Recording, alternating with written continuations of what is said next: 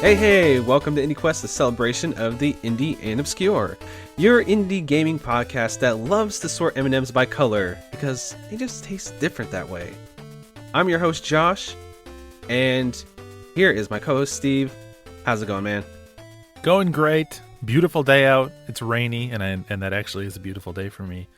And I'm just sitting here wondering, they taste better. What color tastes the best? It's got to be a blue, man. Got to get that blue M&M. That's weird because I'm pretty sure scientifically it's yellow that tastes the best. Actually, maybe it's brown because it's like the pure form. It's the pure form of chocolate. Opposite of that. That's the worst one. It's uninspired. You forgot to dye these ones. You got lazy. It's a cost-cutting measure, and I'm not here to stand for it. Sometimes laziness breeds what am I trying to say? Excellence. There you go. Yep. I think you have that quote a little off, but that's okay. I'll let you take your W. What's new? What's good in your world? I got contacts today, so I'm kind of trying to get used to them. So I'm kind of I feel like my eyes are either super tiny or super big, trying to focus on things. I feel like those glasses you wear that springy eyes right now. That's how I feel, but it's inside of my skull. If that makes sense. All right. I get that. Are these? So I know that you've had contacts before. We were talking a little earlier, but what I didn't ask is your plan to just wear contacts permanently now, or are you going to swap between contacts, glasses based on the situation? I think that I want to do contacts specifically for work, because I feel like when I'm at work, especially the type of stuff I end up doing, the jobs I end up doing, my glasses get super dirty, and then I just try to wipe them off, and they get scratched or they get bent and all this stuff. So it's maybe I'll have a pair that I can wear around the house when I don't feel like wearing contacts anymore. I could take my contacts out, throw some glasses on, but I don't really see myself wearing glasses out just around the house. But I am planning to buy a pair as well.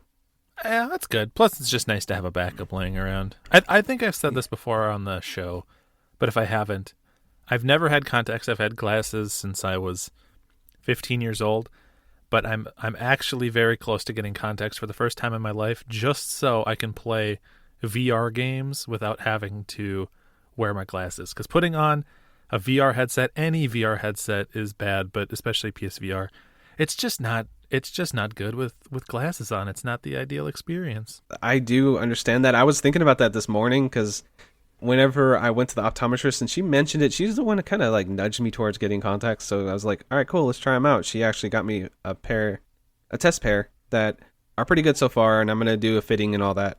But I was like, you know what? I might actually hook my PSVR up and play some Blood and Truth or something like that, because I actually haven't played that yet.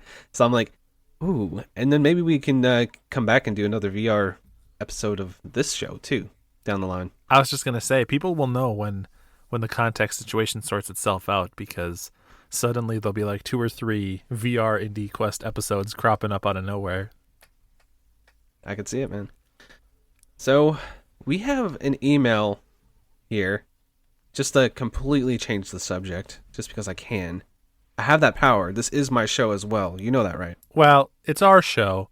I'd prefer you ask my permission next time. I'm okay with it this time, but in future segues, please always, consult with me first. And if the segue sucks, I'll just pretty much boo myself in post anyway. I've done it already, so I'm not afraid to do it. Those are the best ones. Anyway, we have an email from a good buddy, a good friend of the show, TopSpot123. So I figured we start the show off with reading this email and discussing it. He says, "Hey guys, love the podcast. I really believe you're building something greater than yourselves. Keep it up." Thanks, man. Yeah, thank you. That's awesome. He says, where your collective love of indie games started has been well documented on the podcast. My question is, does your love of indie aesthetic extend to other indie media? For example, underground comics, indie music, indie films, indie TV, perhaps YouTube counts here, or fanzines. I'd love to know if there are examples of other pieces of independent media that you count among your favorites as well, and if you have a similar soft spot for these as you do for indie games. Looking forward to hearing your thoughts. Thank you for all you do. top. What's your response to this? Any other indie media that you consume? Okay, so my gut reaction initially was no, I don't consume other indie media. But I realized that that's actually not true. So, something that people may or may not be aware of when it comes to me is that I don't actually consume a lot of other media in general. Like I don't really watch many movies. I think I've seen maybe 2 or 3 movies in the last 3-4 years. Any TV shows that I watch at this point kind of tend to be rewatches of shows that I've already seen, like Parks and Rec, stuff like that. I am very slowly working my way through Adventure Time, but that doesn't really count. I don't listen to a lot of music because most of that has been consumed by other entertainment.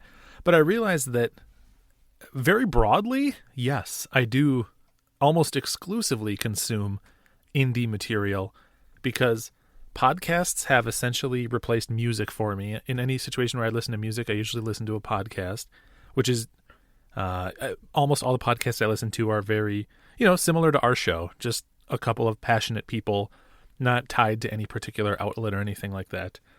I don't really watch, like I said, TV or movies, but almost all of my time that would be spent doing that is replaced watching either YouTube videos or Twitch streams, which again are just people passionately putting themselves out there. So I think a lot of my entertainment overall has just shifted from those things that you listed there, Topped, into other like indie forms of entertainment that have really cropped up in the last 10 years or so. And that's where I find myself putting most of my energy.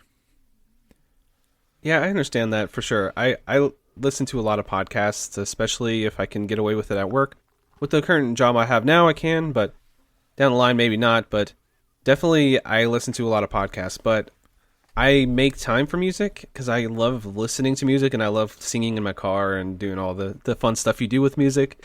But every Sunday, I go to Spotify, my Discover playlist, and in that playlist is usually a ton of indie artists. So that's where I kind of get my drip feed of new music that I would have never seeked out myself. I don't seek out music, so I kind of like, if something in there's an earworm, I'll like dig deeper into an artist, then I'll find new artists. So when it comes to music, that's how I find music. I mean, I'm not the biggest guy for music, but I like what I like, And then also with movies, I think I like the big blockbusters. Of course, I watch the Marvels and all that. But the movies that always hit me the most are the ones that are made by one person's vision, an indie style movie. Like I always go back to like Parasite is a good example. I know it's huge because it won an Academy Award and everything, but that movie, before it became super huge, I watched it and it blew me away. And that's like one person's vision, from start to end. And I think that the most memorable media I love and lose myself in is definitely indie stuff. But like I said, I'm still excited for the next Marvel show and all that. But TV, I don't know about TV shows. There's not really a lot of indie TV that I can think of. Like most of the TV I've watched maybe is, I don't know. I just binge watch old stuff too. I've been watching Whose Line Is It Anyway? Just because it was on HBO Max, and I've just been binge watching. They have like all the seasons, so I'm like, okay, well. And did you know that show is still on? Like new I didn't know episodes that. are still being made? I would never have guessed that. Yeah, they are. There's like season 14 or something. Wow. They're still going. Yeah, I was like, what the hell? Okay. Like freaking they're all still there, it's the original trio and everything. I was like, damn. Anyway, that's besides the point, but like, yeah, whenever I find something that a few people make, and like you said, passionate, and they put their effort behind it, put their creative juices into it, I usually tend to latch onto it a little more, and it literally will stick out in my mind more than other stuff, if that makes sense. Yeah, and I tend to agree with you too. I mean, it's a little trickier because, like I said, a lot of those things I don't just engage with in general. But it's funny you mentioned Spotify. So I don't have a Spotify account, but there was a time in my life where I was much, much more invested into music in like the mid to late 2000s. And this is in an older version of the internet, in a version of the internet where like MySpace pages were still a thing that you concerned yourself with. A lot of my music ended up being indie because I would go onto a site at the time called Pure Volume, and I would just like random search, dig through artists on artists on artists, and you'd find like, you know, little local bands that had put out 3 songs. It's probably a couple of high school kids or whatever, and I would find all kinds of music that way. So when I was consuming a lot more music and discovering a lot more music, then yeah, definitely indie was a bigger part of that. And I probably shouldn't bring it up because I talk about it a lot, but I like TikTok. And I mean, that's an extension of like YouTube and stuff, but I really do feel like TikTok right now is YouTube in 2007, 8, 9, where people are just trying weird shit just because they can. It's not as corporate and stuff. I'm sure eventually that'll slowly, you know, become a little more corporate and things will change. But for right now, it feels like a creative, like, you know, free roam thing. It kind of feels like Vine, you know, it's similar. But that and YouTube, and I like watching. I don't really watch a lot of streams. I watch my friends on stream. So, I mean, I watch you and I watch anybody else that are my friends that are streaming, but I don't seek out streams really for myself. But yeah, that's about it for my like YouTube and stuff like that. But I do enjoy like YouTube stuff. Like, I don't know, is Good Mythical Morning indie? That I watch every single Good Mythical Morning. I have for years. I really have. I don't know. I'm coming out as a stand for them, I guess. But yeah. I don't know. We'll let the viewers decide whether or not that counts as indie. But yeah, thank you for the question, Top. For anyone who's not aware of TopSpot, TopSpot has an excellent YouTube channel at TopSpot123. So you should all go check out the work he does there, and we appreciate you writing in and asking a thoughtful question like that. Thanks, man. I am excited to talk about this next part. Are you excited, Steve? I'm trying to be like, imagine me in your face. I can't be in your face because we're cross country, but imagine me right in your face, like, Steve, are you ready for this next segment? I'd be like, hey, I haven't had my vaccine yet. You got to back up. True. But then I'd be like, dark. Once you're 6 feet back, then I'd be like, yeah, I'm ready. All right. Well, I would pull out my what's your favorite Pringles flavor? Regular. Okay, I'll pull out my regular Pringles can and say, "Once you pop, you don't stop." So we're gonna talk about our pile of shame. This is a pile of Pringles. It's a pile of shame. That's my segue. All right, that's pretty good, I guess. No, it was bad. You can tell me it was bad, Steve. I'm not gonna kick you off the show. Well, am I out of my probation period? If so, I will give you some more honest feedback. That was not one of your best segues. I almost said segments. I hope that that's not a whole segment. Okay. So, a couple episodes ago, I think 3 episodes ago, we did something called the Pile of Shame. A Pile of Shame.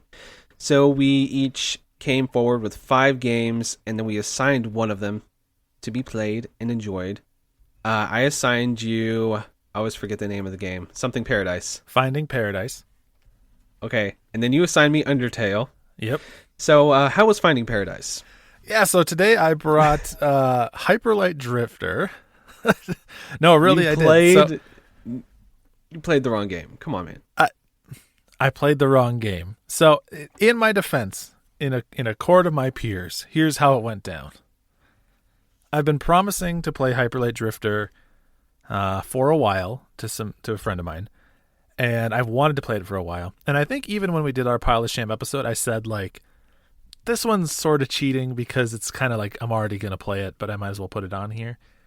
Yeah. So I did play Finding Paradise. I booted it up. I played it for a little while, a very little while, but it's only on PC, and I booted it up. And it displays in this little small window on my PC. And at the time, I couldn't figure out, like, there wasn't a way to get it full screen other than to do some, like, basically to use, like, the Windows desktop zoom feature to zoom in on the game. And it was weird. No. And so then I looked it up, because I was trying to figure out, how do I make this full screen so I can actually enjoy it on my PC. And in doing that, I saw that there's going to be a Switch version that was slated to come out either spring or summer of this year. And I was like, okay, well, if I have to choose between this like little tiny rinky-dink PC version, or I can just wait until I play it on my Switch, I'm just gonna wait and play it on my Switch. But at that point, I still was kind of like, well, I would like to do that, but I promised that I would play this game. It's our first pile of shame ever. I probably shouldn't immediately just cheat the system. But then I accidentally kind of started Hyper Light Drifter, and the rest is history. I'm going to give you a pass this time. I want to ask what you want to do with it. Are you going to wait and then replace it as a pile of shame, or do you just want to say, I'm going to play it later and you're probably going to hear it on the show eventually?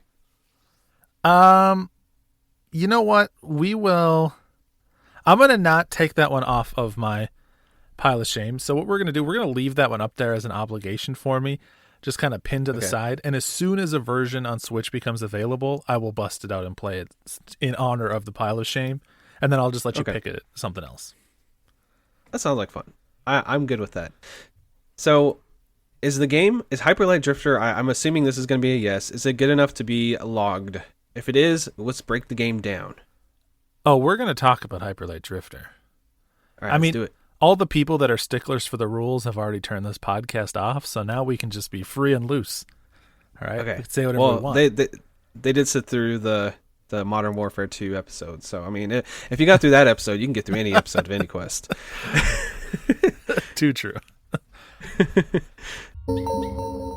Yeah, so obviously Hyper Light Drifter, the game, developed by Hurt Machine, came out in March 2016, and what a great game this was. So I knew from screenshots this was something I was interested in, but I didn't really know how it played.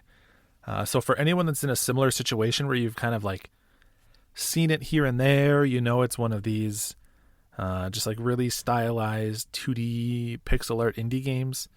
I'll try to break it down for you as best I can. The first thing you'll notice about the game is the visuals, for sure. It's got these like soft neon colors everywhere. There's a lot of like corals and teals. It's just a very visually interesting, very striking game. It takes a good screenshot and it looks really good in motion.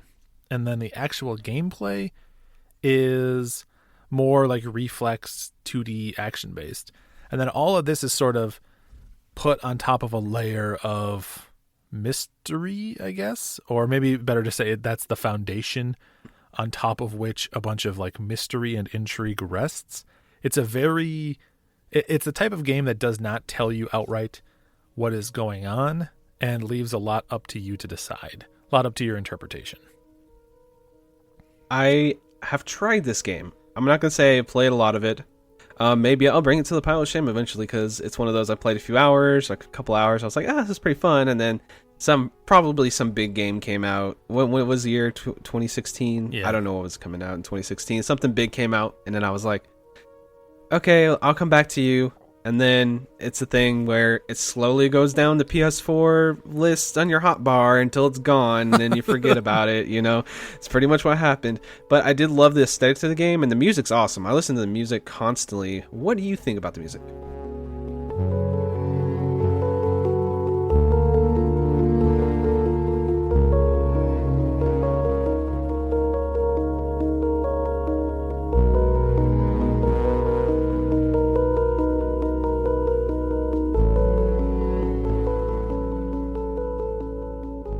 Oh, I love the soundtrack in this game. So the soundtrack is by Disasterpiece, which most people will recognize as the composer for the Fez soundtrack.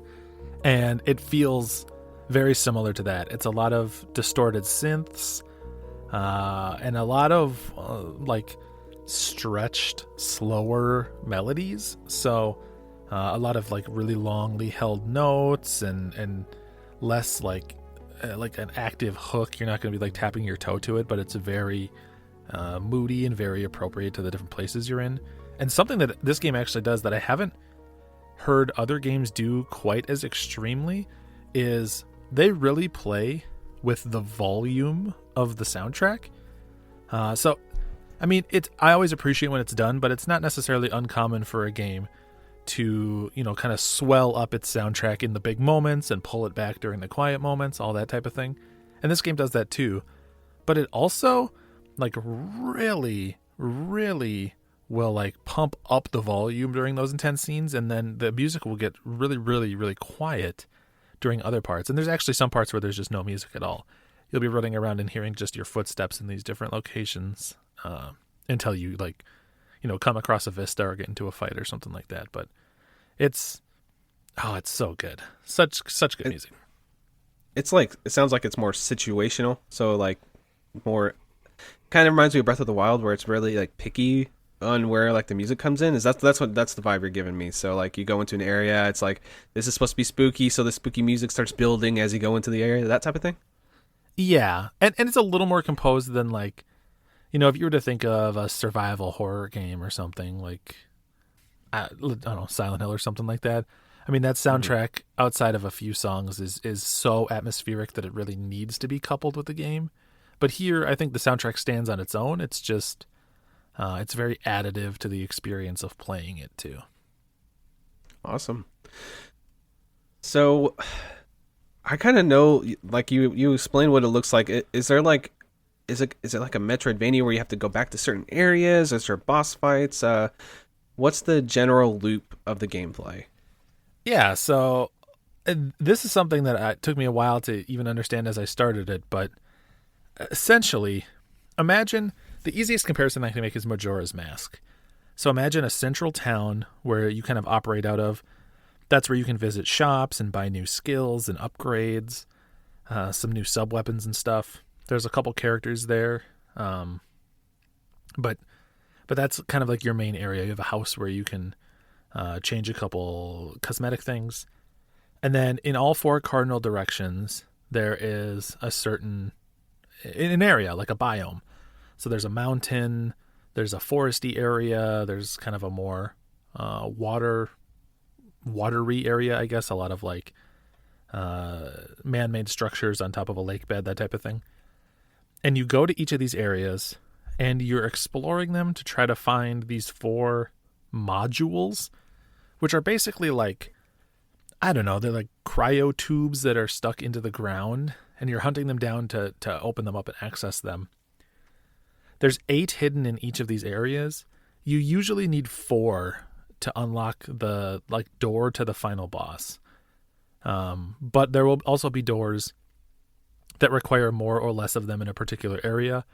So most areas will have like a hidden door that you need all 8 to find to open, stuff like that. But once you've found 4, you can fight the boss. You beat the boss, you'll get to kind of like a main, basically like the objective of that area. And then that sends you back to town, and you go do that again in another area. So it's a lot of you really just like digging and exploring, trying to find at least 4 of these modules. But what's crazy is there are some easier to find ones, but some of them are really well hidden. And this game is all about hidden areas, secrets, and just like the feeling of discovery. So it's one of those games where if you notice like a little ledge that you think you maybe can dash over to, or there's a wall and there's like a little, just like 1 pixel indented in the wall, and you think, is that like a fake wall? It almost always is. And there's always something to find, and I don't want to spoil the types of things you discover, but sometimes it'll be one of these modules.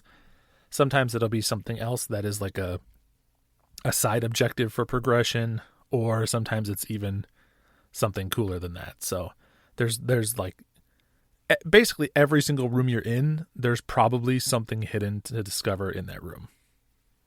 It's pretty insane. It's just one of those ones where it rewards you for being curious, right? Like, I love that style of game. Yep. So, and the combat's really fun. Like I said, I have played it. Does the combat like improve as you go? Do you like get power-ups, or is that a spoiler to talk about? No, I don't think it's a spoiler. You, like I said, in town you can buy a couple of upgrades that let you do some, not entirely original things like deflect bullets with your sword, stuff like that. And then kind of the big difference is that you have a pistol that you can sort of twin stick shoot in whatever direction you want, and you'll unlock other weapons in addition to that for long ranged combat. So you'll always kind of have your main melee abilities, and then you'll also unlock different ranged weapons that you can fight. And the ranged weapons are handled really well because each weapon has ammo, and so like the stronger ones you'll have less ammo for, and you recharge ammo by either attacking enemies or defeating enemies or damaging objects in the environment. So it's kind of a push and pull of, you'll fire some shots off, then you'll have to do some melee combat to rebuild up your ammo, and then you'll fire some shots off again too. So, maybe the inspiration for Doom Eternal. Who knows? Sure. Does this game have a storyline? There's a story to it, or is it kind of one of those like, there is a story, but you kind of have to read into things type of game? That's what it seems like to me, especially you saying there's hidden things everywhere that are hard to find. It sounds like one of those things like, yeah, there's a story there if you look for it. Am I wrong there? Oh, there's definitely a story, and you don't have to look for it, but you'll have to look to understand it. So okay, you'll see things that are very confusing. You'll see cutscenes that don't make any sense. You'll you'll get that feeling where you'll come into an area and it'll feel very epic, like you're drawing towards this big conflict, and all the characters in the world will seem to like understand what's happening, but you as the player are just like, I don't know, this is cool, but I have no idea what the context for this is. Very much one of those games that they intentionally leave the story up to your interpretation, but give you just enough breadcrumbs to let your theories run off in a bunch of different directions. I would absolutely believe, without having looked, that there is a wiki for this game. There has to be a Hyperlight Drifter wiki where people, put all their theories as to what's going on. That's awesome. I love that too. Well, I don't know if I have any more questions for you, but is there any like final things you want to talk about this game before we throw it on the quest log? Yeah. Again, this game, don't look up too much, but look up short videos if you're intrigued by what I talked about, because when you describe it as, it's a hack and slash 2D based, like isometric combat game with some unknown aspects, it sort of undersells it. The game does a much better job selling itself when you watch it than listening to me, but it's a very cool game. And, I'm really excited because this was really the perfect time to play it, because that studio, Heart Machine's next game, was just given a release date.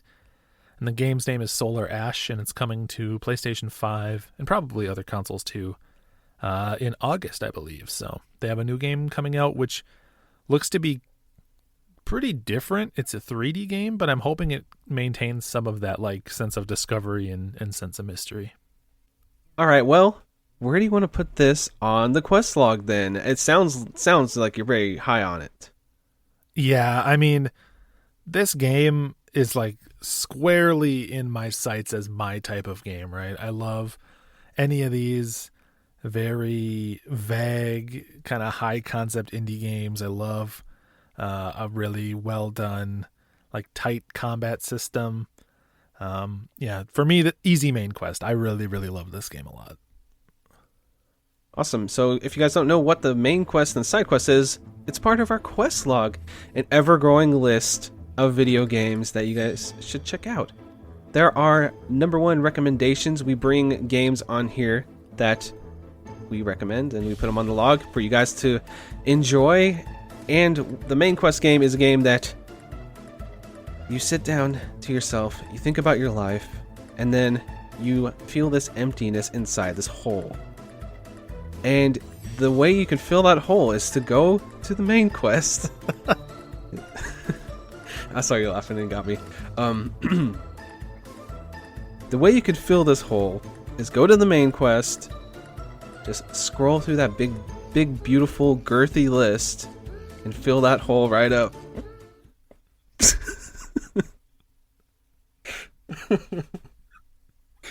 Oh, okay.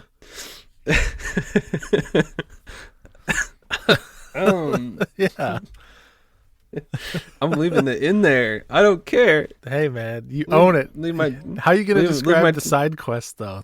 How are you going to do the side quest dirty after that? The side quest is that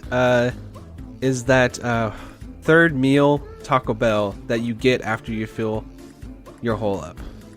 All right. You know, it's like it's still really satisfying. You probably shouldn't be eating this food at 3 a.m. There's a little bit of a caveat there. It's not good for you. You probably shouldn't be doing this, but it's still satisfying. So, it's a game that, you know, it's still really great. We recommend it, or else it wouldn't be on the list at all. But there are little tiny caveats that would keep it from being a main quest game. That makes sense to me. And you know what? Even under these new, much more specific definitions of the main quest and the side quest, I am still going to put Hyperlight Drifter as a main quest. Oh man, I can't. That did not start as a dick joke, but hey, it ended up being there, and I'm gonna own it. Okay, awesome. So we got a main quest game. Yeah, but you know what? Usually we bring 2 games, and I didn't bring 2, so I'm really hoping that you had my back on this one, and you were smart enough to bring one yourself. Well, I mean, I did get assigned Undertale. I didn't like it at all, so it's not going to be a main quest game. No, I'm just kidding. I really enjoyed Undertale. I wanted to trigger somebody. I wanted somebody's heart to stop for a minute for me to say I did not like Undertale. Like, what? You didn't like it? Because I feel like this is one of those games that everybody has, like, who plays it usually has a positive impression of it. You know what I mean? So this game was developed by Toby Fox and released in 2015. It's a top-down, I guess it's a JRPG, kind of. It's an RPG for sure.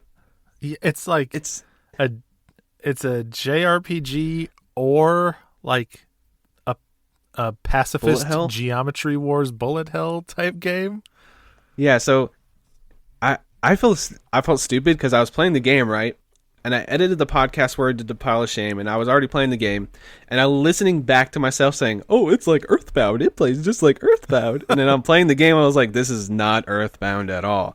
So basically, imagine an 8-bit style 4x3 classic looking JRPG, you know, from the NES. It really does look like an NES game. It's made an RPG Maker, I think, right? Pretty sure. I'm not sure. I should have looked that up. So no, it wasn't made in RPG Maker, but it looks like a game that could have been made in it. It was made in Game Maker Studio, but I had to go look it up real quick. I took a break and looked it up because I was like, I gotta be right. But imagine that, an 8-bit style, very charming graphics, a little cute sprite work with a lot of nice and fun characters. I think the thing that shines the most of this game, and the thing that people talk about the most in this game, is the writing. It's a very funny and clever game. It really plays with your expectations. You think something's going to go one way, and it goes the other way 9 times out of 10. Or you think, oh, they wouldn't do that in an RPG, and they do it, you know, in this game. It's one of those games where every time I had another boss encounter, I looked forward to seeing the different loop that they would have me go through and the dialogue. And one of the funniest games I've played in a long time. I actually got a lot of good chuckles out of this game. So all in all, I was very surprised by my experience. Yeah, I think that the length of the game is a benefit there, right? Because Toby can introduce new jokes, new concepts, new kind of twists on the fights, and then before you'd have to start reusing too much of those, the game comes to its conclusion ultimately. So, without spoiling anything, how did the story land for you? What did you think of it? Break it down for us. Definitely. Do I want to talk about the different endings or how you get them, or is that too spoilery? I don't want to like trigger anybody. I'm gonna go ahead and call it here and say, if you've never played Undertale, I'm gonna spoil our boy. I'm gonna assume he liked the game enough to recommend you check it out. So you can pause it here, go play Undertale, come back, because we'll avoid broad story spoilers, but at least kind of the structure of the game I think we have to talk about in order to accurately break this down. Yeah, so if some mechanic spoilers doesn't bother you, then you can stick around, but definitely that's all we're going to really go into is the mechanics of the game. So there are multiple endings based on how you fight the characters, and if you can choose, let's go fight everybody and get XP like you would normally do in an RPG. Or you can talk the person down various ways, dialogue tree, you can talk them into not killing or fighting you, or to stop fighting you, basically, or spare them or whatever. And there's when you do the actual like nice pacifist way, there's a bullet hell game like we already mentioned, where different things will attack you and you have to dodge them. Basically, instead of fighting, you're taking the pacifist route and not taking hits and trying to survive and talk people down off of their, you know, menacing whatever they're talking about, the evil thing they're doing. And that mechanic really was fun to kind of. It's kind of like a puzzle game every time you go into a different boss. So you're trying to like, okay, so this character seems like this character would like this specific thing. So let me try this out. Okay, that didn't work. Let me try this one out. It's kind of like trial and error a little bit, and then just being decent at sometimes almost rhythm gamey like Yeah. dodging things, and it was really interesting and fun. And the story, I'm getting back to the initial question, does play a part with the mechanics. So all these things, like the characters will react with you differently depending on how you fight them, and there are multiple endings based on how evil, like how much you kill and how much you don't kill, basically. And I like the story. I ended up playing it pretty much without killing anybody, except for something that happens, and I ended up getting a neutral ending at first, which I was like, oh, I was kind of bummed out by the ending, I'll be honest. But then I went back and dug deep into a couple of other things to get the pacifist ending. They do some crazy stuff with the art style. I'm not going to spoil it during different parts of the game where it's like you don't expect it to do what it does, and you're like, holy crap, it's wild. And I was like, damn, I did not expect this game to go here. So I think the story is very sweet and wholesome and just lovely. I loved all the characters. You actually start to like kind of form bonds with some of them. Of course, everybody knows Sans and Papyrus, because it's like they're cover stars for especially Sans, of course. And they're funny and goofy and just wisecracking, and it's just really fun. I don't know. I feel like some games take themselves so seriously, and this one just goes the other way and just like, what's the silliest thing we could do right now? Okay, let's do that, and then let's make it even sillier somehow. And I think they just keep doing that over and over again and surprising me, the player, as many times as they possibly can. Yeah, I would totally agree with that. There was, I wouldn't put Undertale as one of my favorite games of all time, but I have said on many occasions that because it's so unique in the way that you just described, like the story and the mechanics, that it is a game that I would, whether or not you love it, kind of independent from like a gameplay recommendation, I would recommend everyone play at least a little bit of, just to like experience how different and unique some of those systems are layered on together. And don't feel bad about your experience with that first ending. The first time I played this game, I went basically pacifist in every single fight except for the very first fight in the game. Before I understood the mechanics, I did not. And so I had, from the very outset, I had punished myself, and it was rough.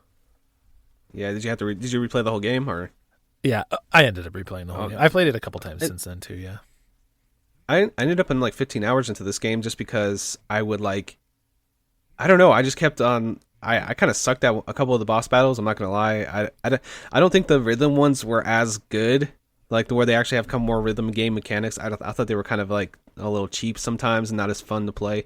I don't think the actual like bullet hell stuff was super fun to me. I that's my negative to the game. I think it's serviceable. I understand what they're going for, but I don't really think it was very fun to play. You know what I mean?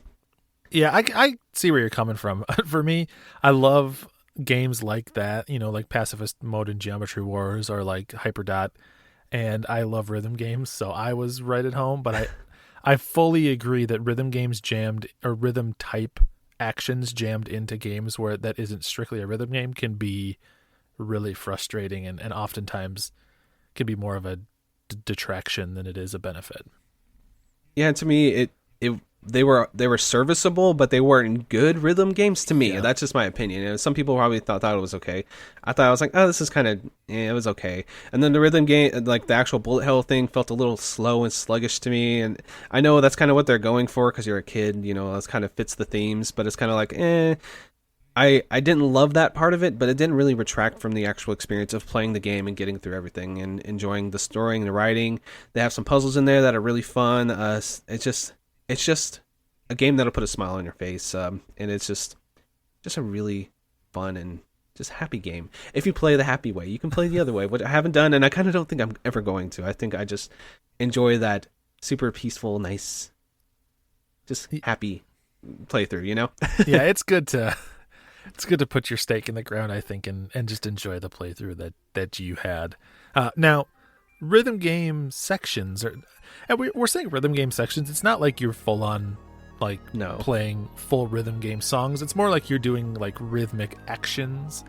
But yeah, those sections aside, from a 10,000 foot view soundtrack, what'd you think of this game's soundtrack?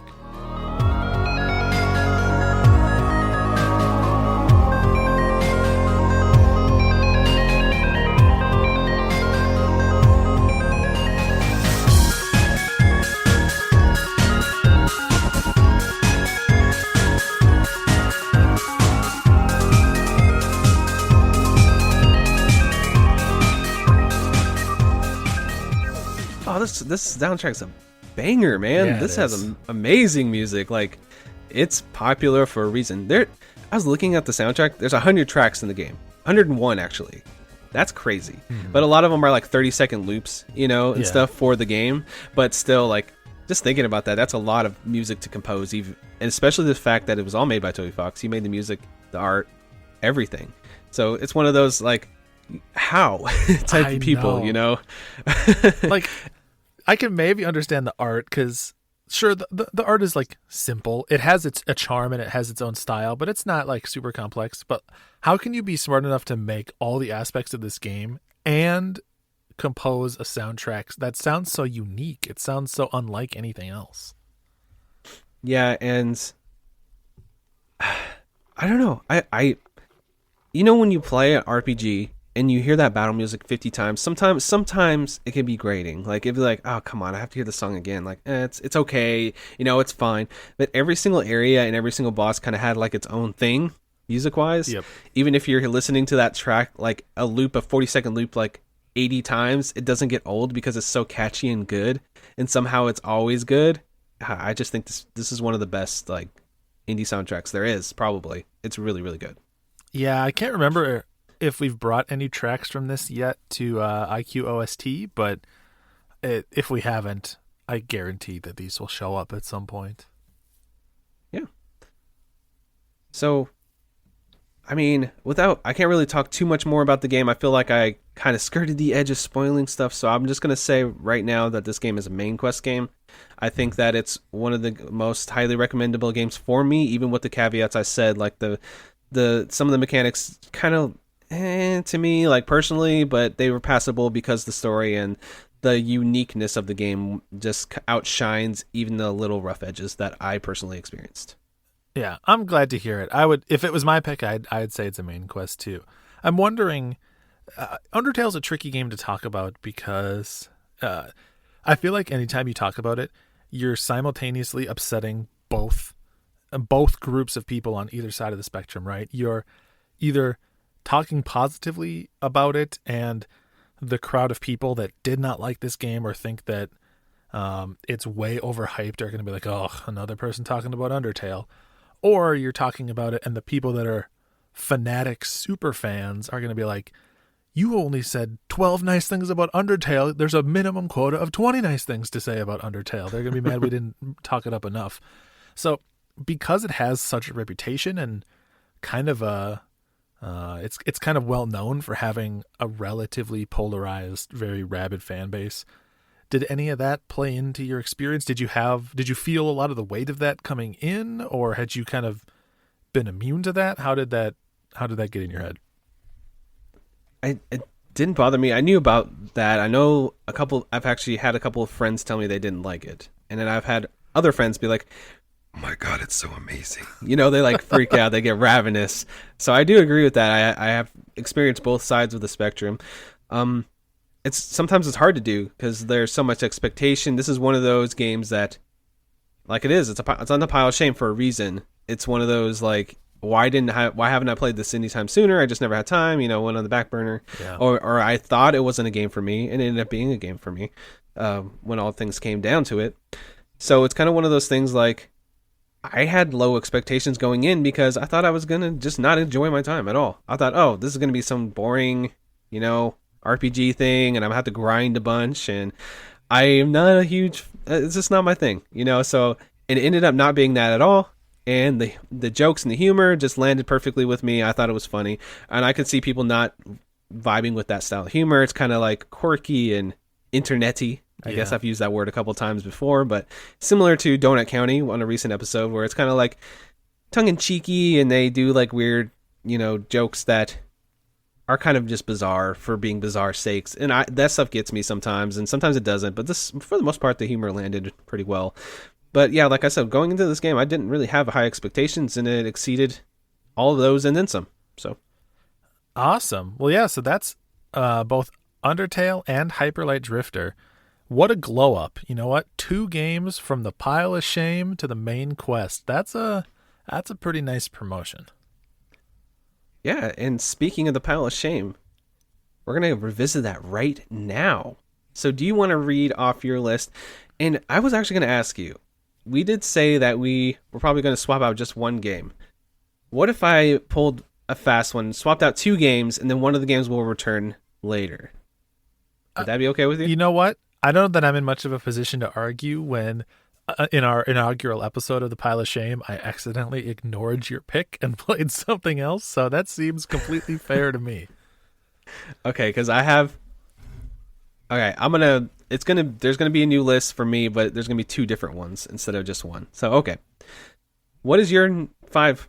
Recap the ones we already talked about before and your new pick. Yeah. So for anyone that listened to or did not listen to the last episode or has forgotten, I don't know who you are that doesn't remember my entire pile of shame. I know I remembered it before this episode and didn't have to look it up at all. Totally. But so Hyperlight Drifter is now off the list. That's the one that Josh picked. So I played the game he chose. I did what I was supposed to do. I'm an honest person. The other games that are still remaining on that list are Freedom Planet, Papers, Please, and Kentucky Route Zero, with the pin that I'm sticking into Finding Paradise. The 4th one is obviously Finding Paradise, and we're going to kind of honorable mention that one. Leave it up there for when the version on Switch comes out. I will immediately play it. At some point, if we keep up this cadence of updating the pile of shame, playing the game, updating like that, at some point down the line to make up for my bungle, you'll get a double feature. It'll be Finding Paradise and the other pick for whenever that time period comes. And then, that's only 4 games. We got to pick a new one, right? So the new one that I'm going to slot in, game that I've never played before, Transistor. So, Okay. with all the love that Hades has gotten, and as much of a classic as many people feel Bastion is, I have never played Transistor, which is, for many people that I trust, Supergiant's best game. I also haven't played Pyre, but of those, 1, I own a copy of Transistor, and 2, I could just tell based on screenshots and stuff that it's probably a little more in my wheelhouse. So long has this sat there. I think I have a physical copy for Switch, and it's just not one that I've ever really found the time for. And I'm more interested than I've ever been now that I really loved Hades, because part of the reason it took me so long to get around to is I enjoyed Bastion when it came out, but it did not sweep me off my feet in the way it did for a lot of people. So I was less really eager to play that studio's output since then. And so I didn't play Transistor. I didn't play Pyre. But when I finally did play Hades, now I'm like, okay, maybe I need to go back and give these a fair shot.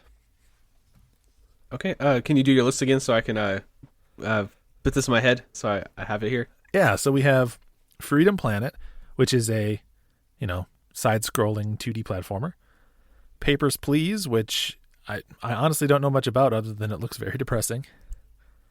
Kentucky Route Zero, kind of a cinematic adventure, almost kind of like a point-and-clicky type walking sim. We have, Finding Paradise and Transistor. Okay, I'm going to kind of throw you a curveball here. I'm going to make you play, or not make you play. I'm going to assign you to play for the Pile of Shame. a little game that is inspired by Sonic Freedom Planet. I Oh, think you should try it out. I think you're going to enjoy it. You don't have to stream it, but if you are streaming it, I'll stop by and say hi. But yes, I think you're going to enjoy that game. It's really fun. It's definitely up your alley. So I think you should check it out. Get some good platforming, awesome vibes in your life. dude, good pick. I'm excited for it. And I absolutely will stream that one. So, yeah, you'll be able to catch some of my live reactions. What is that Twitch channel for people who don't know? Well, as long as you mentioned it, if people wanted to come watch me play some indie games and even some non-indie games, we love the indies around here, but we don't exclusively play them. You can come hang out twitch.tv/blinkoom. That ends with an OOM. M like, my gosh, I should have probably played the game that Josh assigned me. Yeah, awesome. So I got my pile of shame here. So I'm going to read what I had before, my 5, and then I'm going to switch it up on you a little bit, and then leave you to do your bidding and pick out one for me. All right. So we had, number 1, we had Bastion, which you just mentioned, and then 2 was Undertale, which I played and I liked a lot, and that was a really the first success story for my pile of shame. Number 3 is To the Moon, which I know you love a lot. 4, Hollow Knight, which I also know you love a lot. And then number 5 is Stardew Valley. So what I'm going to do here is now number 2, I need a game in that slot. A little game called West of Loathing. Do you know this game? Oh, I know West of Loathing, yeah. Silly looking like stick figure RPG game that's supposed to be just hilarious. So I've been wanting to play it for a while, and it's just one of those things. It's another one of those things where it's like, it's an RPG. Do I actually want to sit down and play an RPG? Even though I know it's hilarious. So people are going to get annoyed for me saying that. I need to stop being like that, honestly. But that's going to slot in there. And then I'm going to swap out for now Stardew Valley for my number 5. I'm going to plop in a game that you're going to just freak out that I've never played. Like, freak out. Okay. I've never played this game called Fez. Ah! What? What? I've never played Fez. Never. Oh my gosh. What? Okay. All right. I clearly did not ask the right questions during your interview to be a co-host on this podcast, but that's all right. All right. So can you run me, same as I did for you? Can you run me down the 5 finalists here? Yeah, the new list for me is number 1, Bastion, which is a game from Supergiant Games. Their first game is supposed to be really cool. Number 2, West of Loathing, which is an RPG, silly, like literally stick figure drawings, doing silly stuff. It looks fun. Number 3, To the Moon, really heartfelt adventure game that Steve loves. And then Hollow Knight, Metroidvania with a really cool art style. Number 5, Fez, puzzle platformer with lots of mysteries and a really cool art style as well. Wow. Okay. This is hard because so let me take you all into the virtual green room here for a second. So we have kind of a friendly competition. Sometimes you want to be the host that brings a certain game to the show, right? It's kind of like doing something you love a kindness. You're like, oh, here's this beautiful thing that I love and I want to share with you. Please talk to me about it. And even if the other person has played it, you're like, ah, yes, I brought it to you. But you're giving me 5 games, all of which are on my list of like future brings. You have 5 absolute bangers. Yeah, that's my idea for the pile of shame. It's like, these are games that, why the hell haven't I played them? They're awesome. I know they're good. You know what I mean? So that's my view on this. I have another one here that I'm saving for a rainy day, which you might actually eventually bring before I get to it here. But yeah, I have another one that would make you go, oh my god, but I'll save that. Yeah. All right. I think I would like for you to play West of Loathing. Okay. I think that of all the games you've mentioned, West of Loathing is the one that the fewest people will know about. I really love West of Loathing. I don't want to oversell it to you, but I will say when I finished it, I think West of Loathing is the funniest game I've ever played. I don't usually think games are very funny, but there were many times in West of Loathing that I was belly laughing. Awesome. I'm looking forward to it. It's one that downloaded on probably everything I own. I own it on multiple things, and I just download it. Like, I'm going to get to that, and I never do. So here's my opportunity and my excuse to finally do that. So your game was, what did you pick again? What did I pick for you? Oh, yeah. Freedom Planet. Yep. And then I'm doing West of Loathing for our Pile of Shame. And what we're doing with these games, we come back in an episode or 2 or 3 within probably a month or so. And, we'll bring back the games, talk about them again, see if they're going to quest log. We're going to keep this as a running thing. Let us know if you guys like it as a running thing, because I think it's pretty fun. Yeah, I think so too.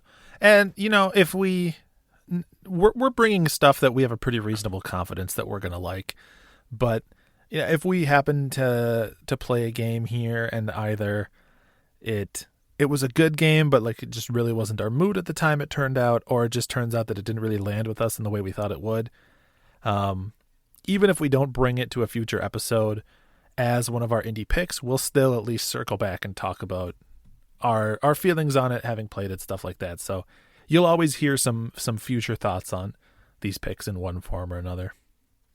Yeah, I could see it. I don't know. It's probably not going to happen with West of Loathing for me, but I could see I start a game, I'm not feeling it, I don't really want to play it at the time. I can come back and say that, I'd be like, I tried it for a few hours, it wasn't really landing with me, but if we want to bring it on another episode in the future, I don't think that's an issue. It's kind of just one of those things where at least give the game that try it out, even if it doesn't stick with you, it's okay. Yeah. But if it's like me and I just binge through Undertale in a couple days, like I did, which is not a long game, but you know what I mean. I just like like I played like a little chunk and then like another little chunk, like an hour here, 2 hours there, and then one day I just sat down for 10 hours or 8 hours, whatever it was, and just plowed through it because I was enjoying it so much. So that's a good sign, of a game. I mean, that same thing happened with Hyper Light Drifter. I started it up and I ended up streaming for like 3 hours later than I usually stream because I was just so into it. So we had some good, this first round worked out well, and I'm excited for our second round. Yeah, that's totally why I picked Hyper Light Drifter for you. I thought you would just get really into it. I appreciate that, man. I appreciate you. But you know who else I appreciate? Who? I appreciate friend of the show, Vyar45, who wrote us in with a very kind email to round out the show here. What do you say we read this email right now? I don't want to read it. Why don't you read it? No, I'm just kidding. Go ahead, man. I will. And Vaya wrote us a very kind email. Got some really positive, kind words in there, and some great recommendations for the show, Pile of Shame. So I wanted to say, first off, thank you so much for writing in. I'm going to abridge a little bit of this email just for the sake of time, but we read through and we talked through everything, and yeah, we really appreciate you taking the time and writing in and giving such a thoughtful response. But it was really nice. Like it's kind of a little heartwarming. Yeah. He's saying some really, really nice things about us, but we're gonna keep that to ourselves. Yeah, we don't need to just sit here and basically talk about how great we are. We'll take that kindness to heart, but we appreciate it. But he writes in and says, "Hey, this is Vyar45, aka Klaus, aka Hans Gruber. Seriously, just ask Trav about this. Maybe on the next Polykilla. Well, it seems like there's maybe a story there. From the sweet, sunny island that is Germany. I just listened to episode 13 of your podcast. The title intrigued me. My pile of shame is so large that it spawned small baby piles of shame on top of it. Gross. I absolutely can relate there. Some of the piles of dust that lie on top of my shelves of unplayed games is pretty gnarly. Says I added To the Moon to my wishlist on Swish since Steve seemed to like it a lot, and I'm always open to suggestions, hence the pile with piles. Donut County is a game that I bought twice because I loved so much. My love for it got the hiccups when I read a review in which the reviewer said he had to quit the game before finishing it because the dialogue disgusted him so much he couldn't stand it any longer. I'm glad that, like me, you liked the dialogue and found it quirky. I got the Platinum Trophy too and can attest to how easy it is to get. Always happy to hear another trophy hunter out there. I can hear the sound in my head right now. one of the greatest sounds on earth. It's right up there with, like, hearing your kid's first words, right? I mean, I don't know. I haven't had that experience yet, but I hope to someday. Yeah, I hear good things. He goes on and says, so since I've only listened to my very first IndieQuest episode, hey, thank you for listening, by the way, I don't know which topics you already tackled. My question may already have been answered, but here it goes. Do you wait for physical copies of indie games when you think they might get one? Or do you buy digital or even digital first and a physical after release? For me, it's a weird conundrum. Hades, for example, was bound to get a physical release after it hit like a bomb. I was eager to play it after having followed its development via no-clip documentaries, but was so sure that it would be released physically at some point that I waited. It took a while, but in a few days, that physical version will finally be out. Other games are not so clear, and sometimes I buy them on sale for a few bucks, and then weeks later a physical edition is announced. Not that I hate supporting the developers, but my wallet throws up every time I decide to repurchase a game. So how do you do it? Do you even care for the physical edition? Do you buy limited releases like limited run games, super rare, etc.? Hope you have a nice week. Keep up the good work. Klaus. So, lot to unpack there, but the core of the question, really, do you wait for physical versions of games you're interested in or not? How do you approach that? First off, I want to say, Klaus, thank you so much for the super long and awesome email. This is what I've been wanting the whole time I've been doing the show. Just really nice and thoughtful emails. We got one at the top for top spot, and we got this one. So, yeah, if you guys have other emails that you want to hear, go ahead and send us an email to indiequestpod@gmail.com. I'll throw that plug in there right here at the end, and we'll read it and we'll answer the question. So the question was if I care about physical indie games. Honestly, man, if you asked me like maybe 3 years ago, I would have been like, hell yeah, that's my thing. I love getting physical games. I love making my shelf more full. But in the last few years, I've been kind of paring down on my physical and not caring quite as much about it. I usually kind of just go where the sales are. If a physical is cheaper than the digital, I'll do that. But usually the digital is cheaper, especially with indie games. But if there's a game I love, which sometimes I kick my own ass or, kicking myself. It's like, nope. Why did I miss out on some of these collectible ones? Like the Celeste, they had that amazing Celeste one with like the strawberry plush and all this cool stuff. Yeah. And I missed out on that. And then I kick myself every day like, man, I could have that right there on my shelf. So if they have something cool and special for a game I already know I like, then I might pick it up. But usually, especially limited run, I try to keep up with that for a while. I have maybe like 10 or 15 of those. And they're really nice. They package them super nice. They usually add a little, like a trading card or a little doodad to go with it. What's that company? Niantic, right? Yeah. That does Niantic. Like the Switch physical releases. Yeah. They usually add like a little toy or something, like a keychain and stuff like that.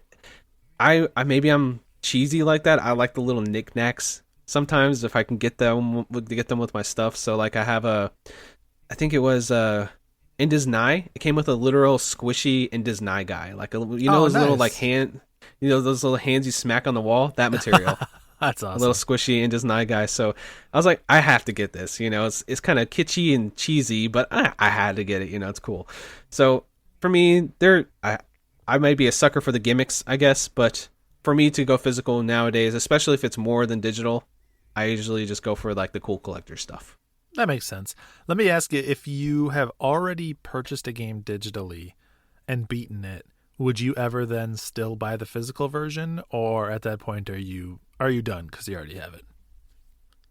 It depends. Like, it depends on how much I like the game. So if it's a game I beat, I was like, that was cool, I probably won't even think twice about buying it again. I actually did think about buying a Hades physical. Yeah. Like, I might actually still buy it physical because I have it on Epic Game Store. Oh, so yeah. So it's kind of cool. It'd be kind of cool to have it like a physical Switch version of it, just to have it. And I know it has I think it has some like cool stuff with it. I think I saw it had like trading cards or something. I don't remember, like foil cards or something. I might be wrong about that. It's got I think like an art book or something that shows nice like full art, basically trading card size images of all the different gods.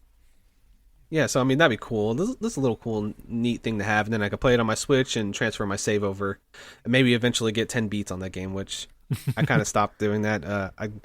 It's not a matter of it being too hard for me to do. It's just a matter of putting the time in to do it, type of thing. But yeah, I love that game. But see, like that game, I loved it to death, so I am considering buying that. And then like Celeste, like I said, I kicking myself for not buying that. If they came out with like, I don't even know, like, I don't even can't even think of one of my favorite. Oh, like a Night in the Woods. Say if they came up with a Night in the Woods, like a little May plush, like special edition. Like the main character's name is May. Have her like little cat plush with like a game with it. I'd probably buy it because I love Night in the Woods that much, you know. So Night in the Woods, I feel like I've always felt like Night in the Woods was popular enough to have a physical version. It feels weird that that game doesn't. yeah, it doesn't. I'm pretty sure. I actually didn't know it didn't. I just never thought about it, but yeah, I guess it doesn't. Yeah, interesting.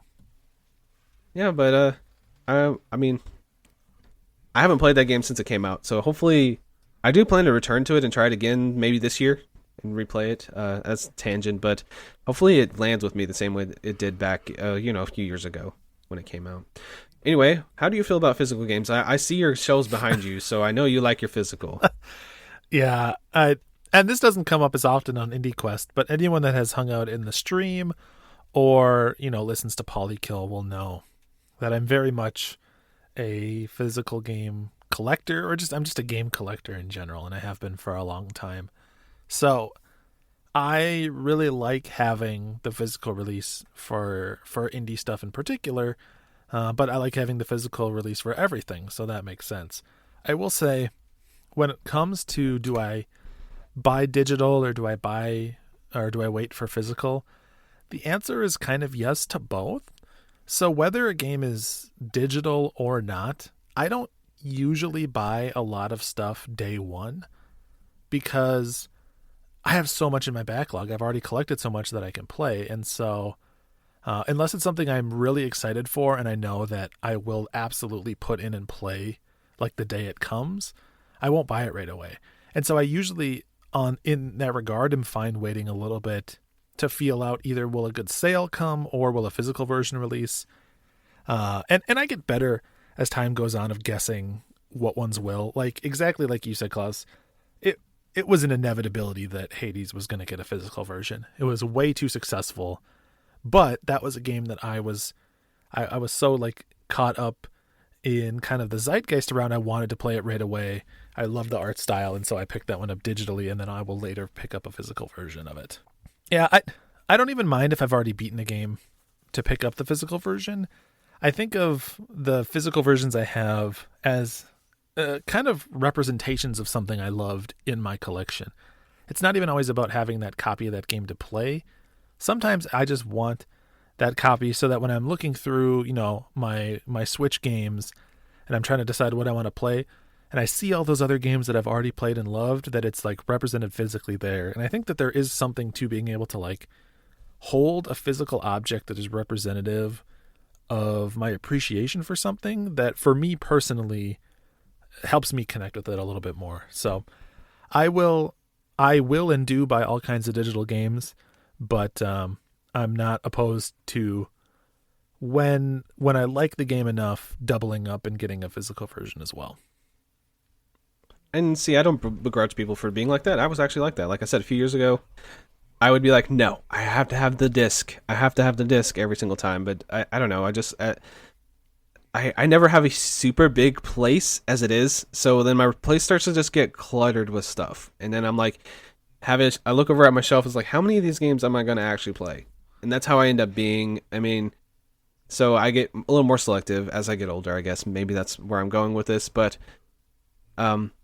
I understand the collector mentality. I had that mentality for a while. Not as long as you, obviously. I mean, you've been doing it for years. I'll probably only had the bug for 5 years or something. But I did mass some games, and then I'm just sitting on them now. So it's kind of like, for me, it's just personally, I'm like, my apartment's only so many square feet. How much do I want to dedicate to games, and how much do I want to have more of an open space to do that? And I'll just play the games digitally if it's cheaper there. And that's another thing. I was like, I'm kind of a cheapskate, so if the game's cheaper digitally, yeah, I'll just go on there and buy it digitally. It doesn't really bother me. Yeah, I mean, by almost every metric, buying digital is just the logical thing for a sane person to do. There's certainly something to be said for having your game physically and being able to own it in perpetuity, play it 20, 30 years from now and not beholden to the rights holders on the platform side, like the Epic Game Store, or someone being able to take it away from you. But, that's going to be a different concern to different people. Like that may or may not bother you, right? maybe you're like, yeah, you know what? If in 10 games, if in 10 years, I don't have access to play this game anymore, okay, I had 10 years of joy out of it. I'm fine with that. Cool. There's nothing wrong with anyone feeling that way. Yeah, I mean, I understand that feeling too. It's like for me, I think about that too. It's like, man, maybe I should buy that game physically just so that never happens, because there are certain games I always want to be able to play. So I don't know. It's kind of like a catch-22 when it comes to that. But I guess the thing about that, and especially these limited run games, I know we're going long on this, but it's a good question. They get more expensive as time goes by. So it's not like I can be like, okay, this game is off of the digital store and I could just buy a physical copy because, it exists out there. It's going to be more expensive, especially in 10, 15 years, or whatever. If or slash when something like an entire store goes down. Imagine if Steam went down, how many people would be furious. I have like thousands of Steam games. People probably have more than me, and I have tons, you know what I mean? So, yeah, it would be bad. Yeah, and I would say don't let the FOMO of a price increase drive you to buying something, right? Because you're right? These games do go up in price, and so, if you want to get a copy of Celeste on Switch when one of these companies releases it for $35, cool. Or if you don't, it'll still be around. It'll be more expensive, but maybe you have to pay $70 down the line. But yeah, that, when you think about it, that's just like buying 2 of those $35 releases. So you actually probably in the long run would save more money buying the games you really care about for more expensive prices down the line when you want them, versus hedging and buying every game that one of these companies releases out of the fear of it going up in price. Hey, if I had infinite money, like if I was like, if I made really good money, I would just be buying games like whatever, who cares? I mean, I'm not going to say like, I just have to be selective because of my circumstance. That's just how it is. But yeah, I do love this. There is something special about opening that plastic sleeve, getting that plasticky smell, and having that hard copy. There's something special about that. I'm not gonna lie. I opened that Pathless PS5 copy a couple weeks ago. I was like, oh my god, this feels so nice to have a PS5 hard copy in my hand. You know what I mean? It does. Yeah. I understand the feeling. So, yeah. I understand that the future is digital, and I accept it, but until that happens, I will, with a smile on my face, go down on the ship that is physical releases. Well, thank you so much for the email, Klaus. That really spawned a really interesting conversation. So we appreciate that. Yeah, thank you so much. So I think that brings us to the end of our show here, Josh. Closing thoughts, final words for the people. What do you got? Well, thanks for listening to the show. Hopefully you guys enjoyed the email sandwich we made today. Hopefully you like that. We had a nice like deli meat pile of shame in the middle there, and then we got this nice like just lightly toasted sourdough emails on the outside. It's delicious. It sounds good. I think I'm just hungry. But thank you guys so much for eating this sandwich. That is the podcast of IndieQuest. I don't know. I'm doing terrible segues. I think they just get more bad as I do more podcasts, so just bear with me here. Thanks for hanging out with us. We have places on the internet where we do things, so I guess it's time for plugs. Let's do that. You can find me on the old Twitter sphere at Frantic Society. I do a couple of other shows. I do my personal show, Frantic Thoughts, and I do a movie show with a good pal, Rusty, called Box Office Bliss. Go check those out if you like movies, or if you like me, just talking softly into your ear about just whatever is on my mind. Steve, where can they find you on the interwebs? Best places to find me are on Twitter or on Twitch as Blinkoom.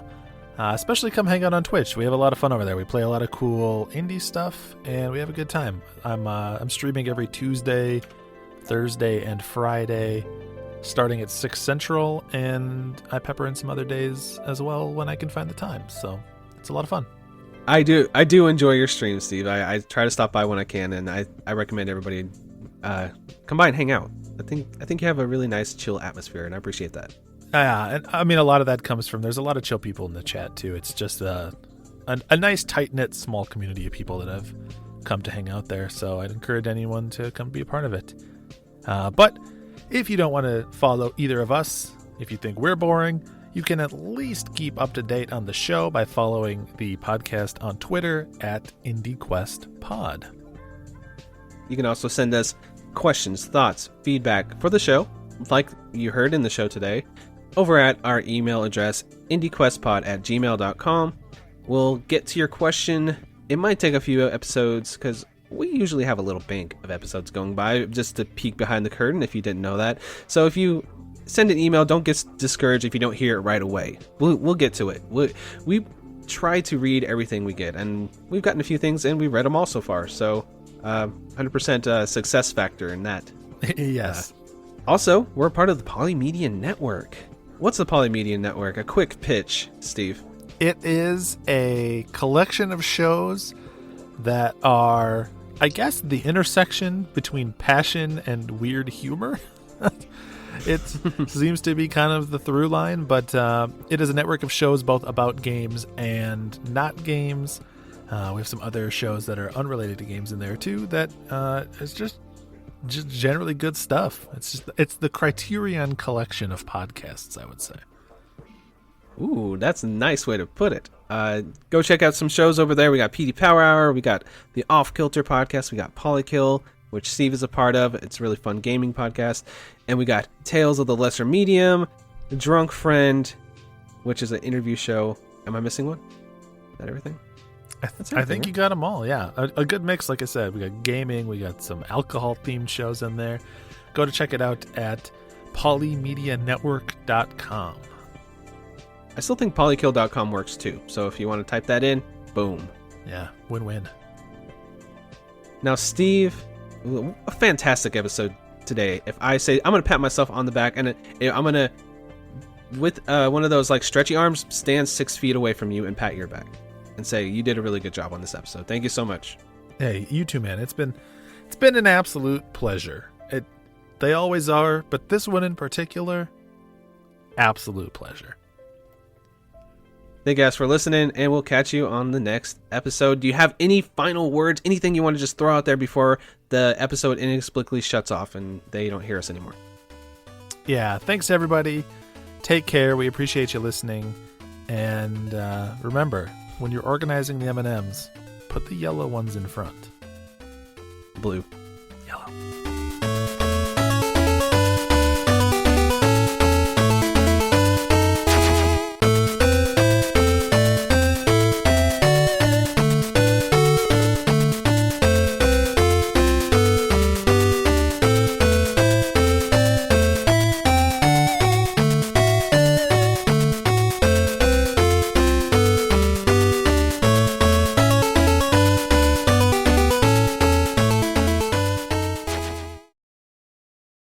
Just scroll through that big, beautiful, girthy list and fill that hole right up.